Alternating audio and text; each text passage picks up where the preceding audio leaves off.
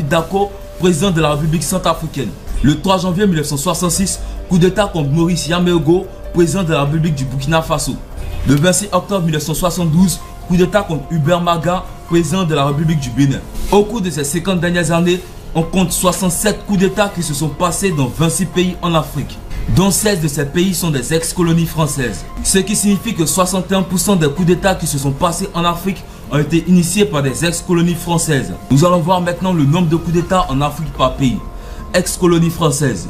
Togo, un coup d'état. Tunisie, un coup d'état. Côte d'Ivoire, un coup d'état. Madagascar, un coup d'état. Rwanda, un coup d'état. Algérie, 2 coups d'état. Congo RDC, 2 coups d'état. Mali, 2 coups d'état. Guinée-Conakry, 2 coups d'état. Congo, 3 coups d'état. Tchad, 3 coups d'état. Buida, 4 coups d'état. Centrafrique, 4 coups d'état. Niger, 4 coups d'état. Mauritanie, 4 coups d'état. Burkina Faso, 5 coups d'état. Comores, 5 coups d'état.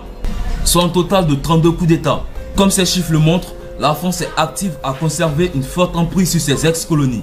D'ailleurs, l'ancien président français Jacques Chirac a déclaré que sans l'Afrique, la France ne serait pas une puissance mondiale. À son tour, François Mitterrand a déclaré aussi que sans l'Afrique, la France n'aurait pratiquement pas d'histoire. C'est vrai que nous accusons les dirigeants africains d'être des hommes de corruption. On les accuse parfois de servir les intérêts des nations occidentales. Mais il y a une vraie explication à tout cela. Si nos dirigeants africains réagissent de cette manière, c'est par peur de se faire tuer ou d'être victime d'un coup d'état. Il est clair que les dirigeants africains travailleraient dans l'intérêt de leur peuple s'ils n'étaient pas constamment harcelés par les pays colonisateurs. Voici maintenant 11 règles qui composent le pacte de colonisation avec la France. 1. Les pays membres du franc CFA doivent payer pour l'infrastructure construite par la France de leur pays pendant la colonisation. 2.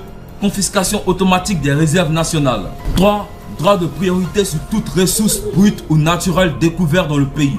4. Priorité aux intérêts et aux entreprises françaises dans les marchés publics et constructions publiques. 5.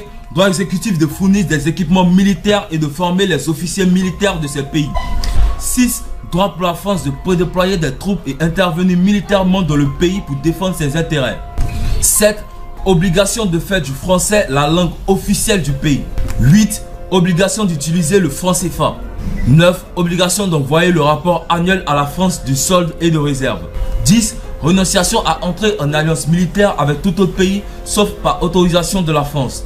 11. Obligation de s'allier avec la France en situation de guerre ou de crise mondiale. Voilà les amis, c'est tout pour cette vidéo. C'est l'une des vidéos les plus compliquées que j'ai eu à faire.